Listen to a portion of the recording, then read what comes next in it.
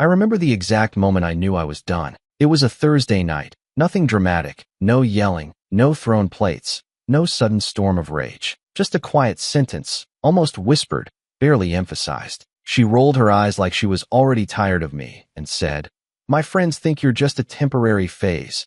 And honestly, I don't blame them. Then she laughed. Laughed. Like it was nothing. Like it wasn't the kind of thing that cuts you down from the inside.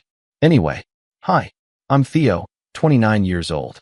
I work in marketing, brand development, mostly, and before all of this happened, I used to think I was a pretty steady guy. Practical. Chill. Maybe too forgiving, if I'm being honest. I wasn't someone who caused drama. I avoided it like it was a pothole in the middle of the freeway. But sometimes, no matter how carefully you drive, you hit it anyway, and it wrecks your suspension from the inside out.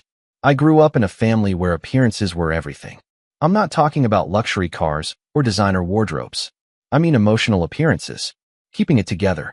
Being the good kid. My dad was a military man. My mom, a teacher. Quiet, structured people who believed in swallowing your feelings and not making a scene. Handle it privately, Theo, my dad would say when things got hard. Don't embarrass yourself or us. And so I learned to swallow things. Discomfort, hurt, anger, even joy sometimes. I learned to keep my face straight when my older brother, Jordan, would mock me in front of our relatives. When he'd bring girls home and tell them, "Don't mind Theo, he still believes in love." Everyone would laugh, and I'd smile like it didn't matter. I always figured, eventually, he'd grow up. But when you start off as the golden child, you never really have to.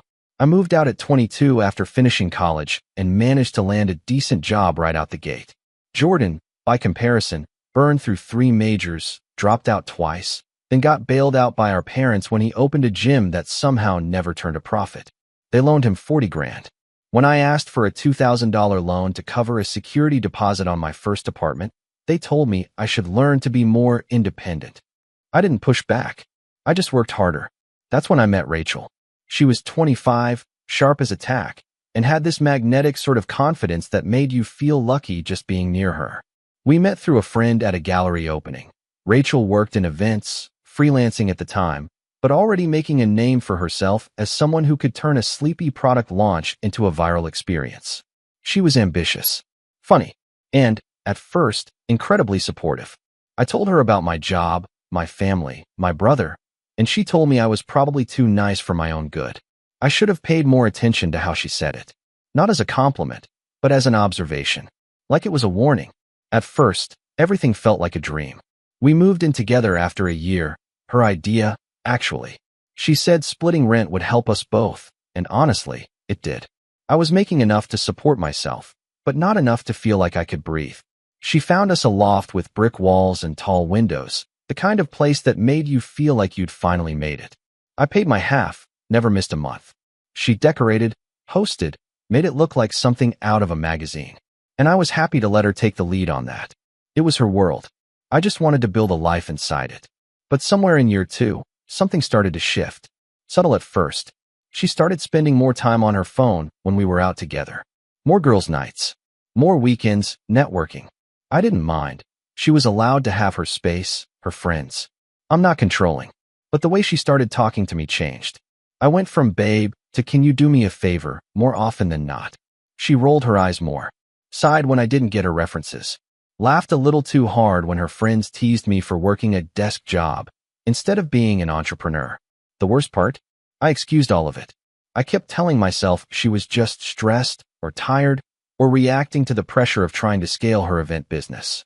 She had talent, no doubt, but talent didn't guarantee success, and there were months where she barely made anything. I started covering more of the groceries, even a few of the utilities. She never asked, but she never stopped me, either. Then came the girls' trip. A weekend in Tulum. Just her and her closest 3. She packed light, wore this bright orange sundress, and kept checking her reflection in the mirror while I sat on the edge of the bed, trying to decide if now was the right time to bring up what I'd overheard the night before. Her on the phone with one of her friends, laughing. He's sweet. Yeah, but honestly, I think I'm just bored. He's like a palate cleanser. I didn't say anything then. I wanted to believe I misheard, or that she didn't mean it. But when she turned to me just before leaving, kissed me lightly on the cheek like I was a coworker or a nephew, and said, "My friends think you're just a temporary phase. And honestly, I don't blame them." Something clicked. Something cold and permanent. I looked at her, really looked at her. And for the first time, I didn't feel small. I didn't feel sad. I just felt done. She left. I waited 15 minutes, then stood up and walked into the closet. It wasn't a dramatic decision. It wasn't even fully planned. I just moved. I opened drawers, grabbed my suitcase, and began packing like a man pulling out of a burning building. Methodically, silently. I called my buddy Aaron. He owed me a favor, and by midnight, every single thing I owned was packed and in his car. All that was left behind was a single note. Nothing fancy, just a plain white envelope, taped to the fridge. Tell them the phase ended. But here's the thing, that was just the beginning. Because as much as Rachel would become the catalyst, the real story, the one I'm going to tell you piece by piece, it wasn't about her. It was about what came next. About my family, my brother, my parents. About a long, tangled web of expectations and buried grudges, and what happens when the quiet one finally stops playing along. Because the morning after I left, I got a call. Not from Rachel, from my mom. She was crying. And that's when I realized Rachel hadn't told them anything. But someone else had. And whoever it was, they wanted to make sure the whole thing blew up. Now buckle up, because things were about to get messy. I didn't answer the call the first time. I just let it ring, standing in Aaron's cramped guest room, the note still fresh in my mind. My phone lit up with Mom, and I stared at it like it was some kind of test. The first test of the new me, the one who doesn't fold. It rang again, and again. On the fourth attempt, I picked up. "Theo." Her voice was cracking. "Theo, what did you do? Not are you okay, or where are you? Just, what did you do?" I said nothing for a second, then let out a small breath. "Hi, Mom." "She's here," she whispered, like someone might overhear her in her own home. "She's at our house, crying." "Theo." "She's devastated." "What happened?" I glanced at the small duffel on the floor, the one holding my work laptop and toiletries. "She told me I was a phase," I said quietly. "So I ended the phase." There was a pause, a long one. Then, as if I'd said something horrifying, she gasped. "Theo, how could you walk out like that?" She said you didn't even say goodbye. I didn't know whether to laugh or let it crush me. She said I was boring, temporary. Her friends made bets on when we'd break up, Mom. What exactly was I supposed to say goodbye to? "She's young," she said, almost pleading. "People say things they don't mean. You've always been the calm one, the patient one." And there it was, that old refrain. Be the calm one. Be the one who swallows it. Be the one who fixes things after someone else wrecks them. I ended the call with some excuse about needing rest, and for once, I didn't promise to call back. Aaron's place was small, really just a one-bedroom with a glorified closet of a den, but he gave me the bed and took the couch. "Man, you look like someone unplugged your soul," he joked that night as we ate cold pizza in silence. "You sure you're okay?" I nodded, but the truth was more complicated than yes or no. I didn't feel hurt, exactly. I felt like someone had opened a box I'd been taping shut for a decade, and everything inside was heavier than I remembered.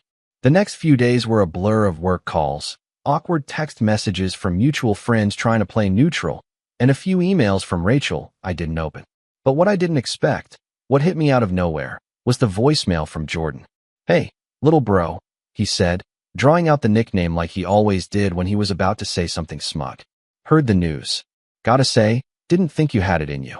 Walking out like that? Cold. But honestly, I respect it. Took you long enough to realize she was out of your league." I stared at the phone for a long time after that. Out of your league. Jordan had always had a way of wrapping insults in compliments. When we were kids, he'd say things like, "You're smart," in a quiet way, which sounded nice until you realized it was code for "you're not impressive enough to talk about." When I landed my first job out of college, he said, "Good for you, man. You're like a Clydesdale, reliable, if not fast." The truth was, we were oil and water from the start. He was the golden boy, athletic, loud, charismatic. The kind of guy who walked into a room and made everyone look his way, even if they regretted it later. My parents loved that about him. Teachers didn't. He got kicked out of school once for cheating on a physics final, and my mom still insists he was framed. When Rachel and I got together, I remember Jordan pulling me aside at Thanksgiving and saying, "She's a rocket, man. You're a Ford Focus. Rockets don't stay grounded." I thought he was being protective.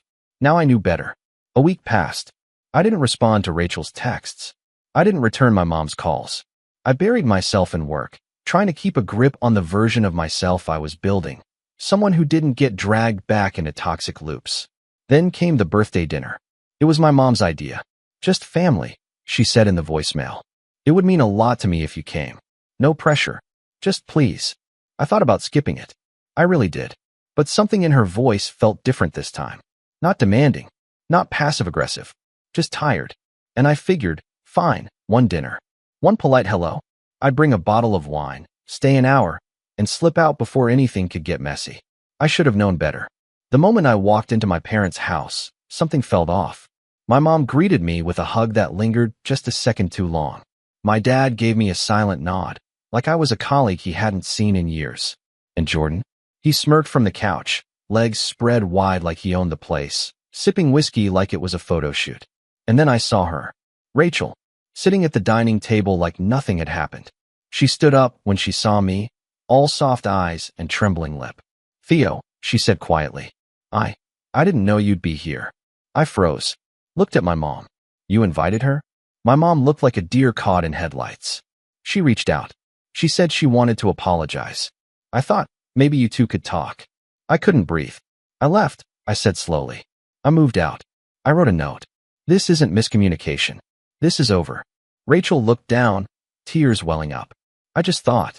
No, I said, sharper than I intended. You thought I'd fold. Like always. Jordan whistled low. Don't. That's the most spine I've seen from you since ever. Shut up, Jordan. He blinked. Laughed. Oh, the puppy learned how to bark. Enough. My dad snapped, but it was half-hearted. Like he didn't really want to get involved, but felt obligated to say something. I turned to my mom. I came here because you said it was family. This isn't family. This is a setup. Theo, she's still family, my mom said helplessly. You two lived together. You were practically married. No, I said again. We weren't. I walked out, got into my car, and just sat there, gripping the wheel until my knuckles went white. The next day, I got a message from Rachel. Just one line. You humiliated me. I hope it was worth it. And then another, half an hour later. By the way, your brother's been calling me. A lot. I stared at the screen, not even surprised. Of course he had. Of course he saw a gap and moved in. Rachel wasn't in love with me. Maybe she never was. But she was addicted to attention. And Jordan? Jordan was a vending machine of validation, always eager to prove he could win. I didn't reply, but that night, I started thinking. About patterns. About history. About the way Jordan had always gotten away with things because I never called him out. About how my parents had let it happen. Again and again. When we were kids, Jordan once borrowed my bike and wrecked it doing tricks down at the park. I was devastated. He got grounded for one day. My parents bought him a new one, so he wouldn't feel punished for being adventurous. I never got a replacement. In high school, he crashed my car on prom night. Said it was my fault for not hiding the spare key better. I walked to class for 3 months while he charmed his way out of paying for repairs. And now? Now he was circling my ex like a hawk, waiting to pick at whatever scraps he could turn into ego fuel. It was pathetic, but it was also familiar. Too familiar. And I started to wonder, not just about him, but about all the times I let people step on me because it was easier than standing up. Because being the good kid was safer than being the one who made waves. But I wasn't that kid anymore. And the moment I realized that, something inside me clicked. Not in a rage kind of way, in a planning kind of way. Because if Jordan wanted to play games, fine. I knew exactly how to beat him at his own. But not with yelling. Not with threats. No, I was going to dismantle him the way I'd built everything else in my life. Quietly, strategically, and with a smile on my face. Because here's the part Jordan never understood. I wasn't a phase. I was the storm coming after it. And I'd just started gathering clouds. If there's one thing I've learned about hitting rock bottom, it's that no one ever warns you about the quietness. You expect tears, shouting, a big dramatic collapse. But for me, it wasn't loud. It was waking up in Aaron's apartment on a Wednesday, staring at the ceiling with the kind of stillness that makes your thoughts echo. I wasn't crying. I wasn't even angry anymore. I just felt hollow. I'd been living out of a duffel bag for 2 weeks, rotating 3 button-downs for work and brushing my teeth next to a half-used can of Barbasol in someone else's bathroom. My toothbrush leaned against Aaron's in a red Solo cup. My socks were tucked in the bottom drawer of his dresser, next to mismatched gym shorts and concert tees. Every time I opened that drawer, it reminded me I didn't belong there. I was just borrowing space, temporarily tolerated, kind of like how I'd been treated my entire life. Rachel had stopped texting after the last message about Jordan. I hadn't responded, and I wasn't going to. I figured whatever petty alliance the two of them had formed was already fading. Neither of them had the patience or humility to keep it going once the novelty wore off. My parents, on the other hand, that was a different kind of silence. I didn't hear from them for 10 days. No calls, no texts, not even a vague, "hope you're doing okay," which, for my mom, was worse than a scolding. It was her version of an emotional timeout. She had this way of freezing people out until they came back crawling, and it worked more often than not. But I wasn't crawling anymore. Still, something about the quiet ate at me. So I drove by the old apartment one night, parked 2 blocks down, and just sat in my car for an hour, watching the light through the window flicker on and off. I wasn't sure what I expected. Maybe Rachel dancing with Jordan, maybe a replacement already moved in. But what I saw instead was her alone, sitting on the couch, scrolling her phone with that blank, bored expression she always wore when she was unsupervised. It didn't make me feel vindicated. It just made me feel free. I started walking more after that. Long walks around the city, no destination, just music in my ears and my phone on Do Not Disturb. I'd stop at cafes I'd never been to. I'd sit at the edge of fountains and watch tourists take photos, wondering what it must feel like to just exist without second-guessing every choice. One afternoon, I stumbled into a little bookstore tucked between a nail salon and a locksmith shop. It smelled like cedar and old paper. I hadn't read for pleasure in years, but something pulled me in. The guy behind the counter was wearing an oversized cardigan and sipping tea, and when I asked him what he recommended for someone trying to get out of his own head, he handed me a copy of The Obstacle is the Way and said, "Stoics don't flinch, man. They just keep moving." I read the whole thing in 3 nights. And then I read 5 more books. Self-discipline, boundaries, financial growth, emotional regulation, the kind of stuff I used to roll my eyes at. But now it felt like armor. That's when I started making lists. It sounds ridiculous, I know, but something about putting it all down, everything I'd neglected, everything I'd let slide, it gave me direction. I had 3 columns on my notepad. Things I let slide, things I want to build, things I will no longer tolerate. Under things I let slide, I wrote, letting Jordan mock me, taking on Rachel's bills, avoiding confrontation, saying yes when I wanted to say no, pretending to be okay when I wasn't. Under things I want to build, I wrote, my own apartment, a side business, real friendships, a healthy body, self-respect. And under things I will no longer tolerate, I didn't even need bullet points. I just wrote, being treated like a backup plan. It was the first time in years I felt like I had a grip on my own life. The next month was all about motion. I stayed late at work, volunteered for new accounts, and even pitched a campaign that landed us a small, edgy client in the tech space. My manager, Denise, pulled me aside after the meeting and said, "Where has this version of you been hiding?" "Just needed to wake up," I told her. And I meant it. With the extra hours, the bonus came quicker than expected. I put it all toward a new place, a 1-bedroom apartment near the park, smaller than the loft Rachel and I shared, but it was mine. No shared walls, no decorative pillows, no scent diffusers with fake names like Cloud Serenity.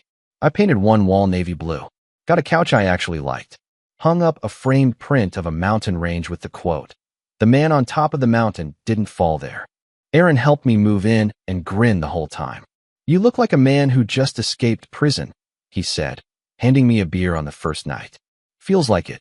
I cut my hair shorter, cleaned up my diet, joined a gym and stuck to it, not out of revenge, but because I realized how good it felt to sweat out the anger instead of suppressing it. The trainer, a blunt guy named Max, had this habit of yelling motivational quotes mid-lift. Usually, I'd hate that. But once, during a particularly brutal set, he shouted, "Strength doesn't come from comfort," and something about it stuck. Because comfort was what had nearly ruined me. And the less I chased it, the stronger I felt. Socially, I started reconnecting with people I'd let drift. Old college friends. A few coworkers I used to keep at arm's length. I even reached out to Leah, an ex from years ago who I'd broken up with during my "I need to focus on work" phase. We met for coffee, She smiled when she saw me and said, "You look taller." I think I just stopped hunching. We talked for hours. No expectations. Just mutual curiosity. It felt easy. The kind of easy I never had with Rachel. With her, everything was a performance. A polished brand of affection that dissolved the second the cameras were off.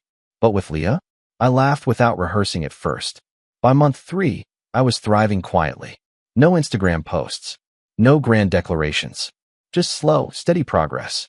But then, just as I was starting to feel truly free, Jordan reappeared. Not subtly. He called one afternoon while I was eating lunch at my desk. I let it go to voicemail, but curiosity got the better of me. His message was short. "Yo, we need to talk. It's about Rachel. Call me." I didn't. 3 hours later, he texted, "You might want to know what she's been saying about you." Still didn't answer. That night, Aaron sent me a screenshot. Rachel had posted a cryptic Instagram story, a blurry photo of a whiskey glass, candlelight, and what looked like Jordan's hand in the corner. Caption, "Some people upgrade. Others stay stuck." I stared at the photo for a long time. Not because it hurt, but because of how predictable it was. Rachel didn't love Jordan. She just needed someone to co-sign her version of the story. And Jordan? He'd never miss a chance to step into my shoes and pretend they fit better. But this time, I didn't care. I didn't throw my phone. I didn't text back. Instead, I walked to the gym, crushed a workout, came home, made pasta, and finished a chapter of a book on stoicism before falling asleep by 11. Growth, I realized, wasn't loud. It was quiet, consistent refusal. Refusal to go back. Refusal to explain myself to people committed to misunderstanding me. Refusal to make myself smaller just to keep the peace. And yet, something told me this wasn't over. Because people like Jordan, they can't stand it when you walk away without flinching. They need you to react, to fight, to break. And when you don't, they dig deeper, harder. And sure enough, a week later, I got an email at work. Subject line, "Just thought you should know." No sender name, no body, just an attachment. I hesitated, opened it, and what I saw made my blood go cold. It was a photo, a screenshot actually, of an invoice. An invoice billed to Theo Bennett, my full name, for an event planning consultation. The vendor? Rachel Evans Events. Date? 1 week after I moved out. Amount? $1,750. My name. My old address. My old credit card. Used without my permission. My first reaction wasn't rage. It was betrayal. Deep, tired betrayal. Because I'd seen this before. Jordan stealing my keys. Rachel maxing out my kindness. My parents turning a blind eye. And I realized, this wasn't just about an ex, or a bad breakup, or some jealousy between brothers. This was about a pattern. A long, toxic pattern that I had finally decided to break. And now they were testing me. Seeing if I'd snap. If I'd crawl back. If I'd play the role of the quiet one, the patient one, the apologizer. But they forgot one thing. That version of me. He was gone. And what came next wasn't going to be quiet. It was going to be surgical. Because I'd been the storm. But now I was the reckoning. I didn't respond to the invoice right away. Instead, I stared at it for a long time. Memorized the details. The date. The formatting. The fact that Rachel had used my name and card number without so much as a heads up. But what hit me hardest was how casual it all felt. Like she didn't think I'd notice. Or worse, like she knew I'd notice and didn't think I'd do anything about it. That was the moment I knew this wasn't about getting even. It was about getting free. Not just from her. From all of them. I didn't just want revenge anymore. I wanted a reset. A clean break. And if that meant burning some bridges, so be it. But I wasn't going to strike until I was absolutely ready. So I started documenting. Every text. Every receipt. Every shared utility bill I'd covered in our old apartment. I called the credit card company, froze the card, and ordered a full transaction history. I flagged the Rachel charge as fraudulent, and when the rep asked if I wanted to press charges, I said, not yet. Because I had something bigger in mind. I needed leverage. Proof. Not just of the charge, but of the entire pattern. So I dug through my cloud backup. I found screenshots from months ago where Rachel had asked me to just put it on your card for a few of her business expenses. All those times she forgot her wallet. Every coffee run. Every subscription service I'd been unknowingly footing the bill for. I tallied it up. $4,386.27. That's what I had unofficially contributed to her career. But money was only part of it. I needed to hit deeper. So I started gathering stories. Remember Leah? The ex I had coffee with, the one who said I looked taller? I reached out again, not to spark anything romantic, but to ask her something very specific. Do you remember that night you came to my apartment years ago? I asked. The one where Rachel was acting weird? She hesitated. You mean the night she slammed the door in my face? Yeah, I said. That one. Turns out, Rachel had told her I wasn't home, that I was emotionally unavailable and didn't want to talk to any exes. But according to Leah, I'd texted her 5 minutes earlier to say I was heating up leftovers and to just come up. Rachel intercepted her, blocked her, deleted the message thread from my phone while I was in the shower. And I believed her when she said Leah never showed up. That wasn't just manipulative. That was strategic. I started putting together a timeline of behavior, of control, of slow erasure. Friends she'd alienated. Opportunities she'd discouraged. Ways she'd kept me orbiting her priorities while mine faded quietly in the background. And then there was Jordan. I wasn't done with him either. Because for every time he mocked me, every time he rolled his eyes and said I was too sensitive, there was a deeper truth. He needed to believe I was weak. That's how he kept his power. And for the first time, I was ready to flip that dynamic on its head. I started quietly reaching out to people he'd burned. Former gym clients, old classmates, even a girl named Julia he dated for 2 months and ghosted after borrowing money from her to buy new equipment. I don't know what you're planning, Julia said, but if it involves publicly humiliating him, I'm in. I chuckled. Not publicly. Not yet. Because the real move wasn't rage. It was reputation. Jordan had built his whole identity on being the charming, confident one. The guy everyone wanted to be friends with. The gym bro with a heart of gold. But beneath the surface, there were cracks. Turns out, his gym was in trouble. He'd missed rent 2 months in a row. His co-owner, some guy named Wes, was threatening to pull out if the finances didn't improve. I only knew this because Wes also happened to be an old college friend of mine. Small world. Even smaller when your lies catch up. So I scheduled a lunch with Wes. Told him I was doing some freelance branding work and wanted to pick his brain about small business growth. We met at a sushi place downtown. Jordan's not doing great, Wes said after the second beer. He's been distracted. Honestly, I think he's trying to impress some girl. I raised an eyebrow. Rachel. Wes blinked. Wait, you know her. Used to, I said, and left it at that. He leaned in. He asked if he could use part of the operating budget to rent a villa in the Hamptons. For networking. I nearly choked on my miso. Wes continued. I told him no. Flat out. Then he went quiet for a week. I filed that away, along with the fact that their lease was up in 3 months. And if Wes bailed, Jordan would be stuck holding the bag. The pieces were lining up. Back at work, I asked Denise, my manager, if I could take a few days off the following month. I told her I was working on something personal. She nodded. You've earned it. I smiled. It's going to be productive. Trust me. What I didn't tell her was that I was laying the groundwork for something more than a vacation. I was planning liberation. So I got to work. Step 1 was clearing every lingering connection I still had with Rachel. Bank accounts. Shared logins.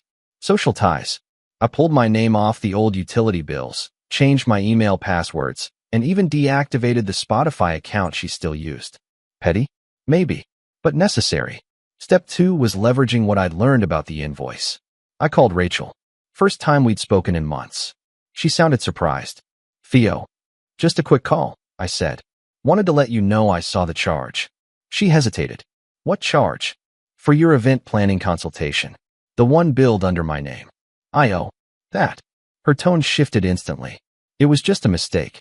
I must have used the wrong card by accident. You used a card that had been removed from your Apple Pay 6 weeks prior, I said flatly. Silence. I'm not pressing charges, I continued. Not yet. Theo, come on. But I do need you to pay me back. The full $1,750. By the end of the week. I don't have that kind of money just sitting around. Sell one of your designer bags, I said, my voice calm. Or call Jordan. I'm sure he'd love to invest in your future. You're being cold. I'm being clear. That weekend, she sent me a partial payment, $500 via Venmo, with the note. Happy now? I didn't reply, because I wasn't done yet.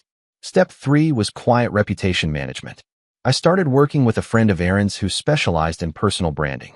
We built a sleek one-page site for me, highlighting my work, my consulting projects, and a few side initiatives I'd started. I launched a newsletter, started putting myself out there, slowly, quietly, but with purpose. Within 2 weeks, I'd landed 2 freelance gigs on the side. Not much, but enough to start building momentum. Step 4. Gathering allies. I reached back out to Leah, to Julia, to Wes, and a few others who had crossed paths with Rachel or Jordan and walked away burned. We started compiling receipts, literal and emotional. Texts, DMs, emails, proof of manipulation, gaslighting, financial irresponsibility. Not to go public. Not yet, but to be ready. Because I wasn't planning some petty drama drop. I was planning a reckoning so calculated they wouldn't even know it was me until the last domino fell. I'd seen the way Rachel built her world, polished, curated, fake. I'd seen the way Jordan carried himself, loud, reckless, insecure. Both of them were living on credit. Emotional, social, and financial. And I was done being their safety net. So when the final piece clicked into place, when Wes called me on a Thursday night and said, "Jordan's planning to throw a launch party for a service we haven't even built yet, and he's fronting it with Rachel's company," I just smiled. Because now I had everything I needed. The venue, the budget, the timeline, the receipts, and 2 people so desperate to prove they were better off without me. They were about to invite the entire city to watch them implode. They didn't know I was coming. They didn't even know what I had planned. But I'd be there, smiling, watching, waiting for the moment everything they built on borrowed ego finally collapsed. It all came together on a warm Saturday night in early September. The launch party was held in a rooftop venue in Midtown, an overly ambitious choice for a fitness brand that hadn't turned a profit in months. White string lights hung overhead. An open bar glowed beneath a branded banner that read Pulse, reimagining the fitness space. Jordan's voice echoed off the glass walls as he welcomed guests, mic in hand, wearing a blazer 2 sizes too small, like he thought squeezing himself into it would somehow elevate his status. Rachel stood beside him in a satin dress that shimmered under the lights, fake smile locked in place. She was holding a champagne flute, eyes scanning the room, but she wasn't sipping, probably saving it for Instagram later, an empty glass for appearances. And me? I stood near the bar, tucked into a corner with a clear view of the stage, drink in hand, confidence in full swing. Nobody noticed me at first, which is exactly what I wanted. A month earlier, I'd gotten the invite through a mutual friend who thought I might want to squash the beef and support the brand. The irony nearly choked me. But I said yes. I said it politely. I even thanked him. Because I wasn't just going to attend. I was going to close the show. Let me rewind. Wes, Jordan's co-owner, was on his last nerve by this point. He'd seen the plans for the party and immediately called me. He's using Pulse money to pay Rachel for event coordination. I told him no, and he said it was already locked in. I don't know what to do. Let me help, I said. So we came up with a plan. First, we let Rachel work. We let her plan the event, book the caterers, the DJ, the signage. She spent weeks posting about it on her socials, hyping up her involvement with one of the fastest growing fitness brands in the city. She dropped hints about a possible influencer partnership, even teased a brand ambassador role. Then, 1 week before the event, Wes filed a quiet motion with his lawyer to freeze all spending from Pulse's joint account, pending a formal audit. He cited mismanagement and breach of contract. The funds used to pay Rachel's invoice, flagged and blocked. She didn't find out until the day before the event. And Jordan? He was blindsided. He tried to cover it out of pocket, but he didn't have the liquidity. He maxed out 2 credit cards and begged one of his college buddies to front the rest. That buddy, Tommy, was one of the guys Jordan had bullied in high school and kept around for ego boosts. But Tommy wasn't stupid. He demanded a promissory note. In writing, Jordan signed it. Desperation makes people reckless. But the real twist? I had already secured the venue's original invoice through a favor from someone who worked their events team. And guess whose name Rachel had fraudulently used to sign off on the initial booking? Mine. Again, it wasn't even clever. She'd reused an old email address I'd forgotten to deactivate. It gave me all the proof I needed. So I timed it perfectly. 30 minutes into the party, while Jordan was mid-speech and Rachel was flashing smiles at local influencers posing in front of the Pulse backdrop, I stepped forward. Wes was with me. So was Julia. and Leah, standing quietly near the exit, phone ready in hand. I walked up to the venue manager and calmly handed him a folder. Inside, printed documentation of the fraudulent booking, credit card misuse, and a letter from my attorney notifying them that their contract had been executed under false pretenses, and that payment had been obstructed by a known identity theft complaint. Is this a legal matter? The manager asked, suddenly stiff. Not yet, I said. But it can be. Unless you shut it down now. The music stopped. The lights came on. Confused murmurs spread through the room like wildfire. Rachel rushed toward the bar, heels clacking like gunshots. Theo? What is going on? You'll find out, I said evenly. But not here. Jordan appeared behind her, face red. You think this is funny? I smiled. I think it's overdue. The manager announced that the event was being shut down due to a contractual issue. People started grabbing coats, downing last-minute drinks, taking awkward selfies as if to prove they'd been there. Rachel looked like she'd been slapped. Jordan looked like he wanted to swing. But he didn't, because Wes stepped forward and dropped the bomb. I'm dissolving the partnership, he said, loud enough for several guests to hear. You violated every agreement we had. I'm cutting ties. No, you're not, Jordan hissed. I already did, Wes said. Papers were signed this morning. Rachel turned to him. Wait, you said. I said nothing, Wes replied. You were never a client. You were a liability. Jordan's voice cracked. You can't do this in front of everyone. I wanted to do it in front of everyone, Wes said. You built your reputation on ego. Let's see how it survives reality.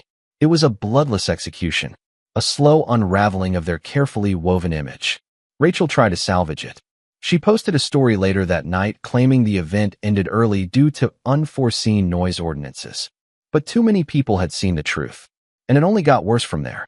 The promissory note Jordan gave Tommy? It was real. Tommy hired a collection agency after Jordan missed the first payment. His credit took a nosedive. The gym lease never renewed. Pulse officially closed 2 months later. Jordan tried to spin it as a rebrand, but the truth leaked out like oil from a cracked engine. And Rachel? Well, she made one last desperate play. She emailed me. A long message. Rambling. Defensive. And finally, begging. I was lost, she wrote. I didn't know how to separate work from life. I made mistakes, but you blindsided me. You embarrassed me. I thought you were better than that.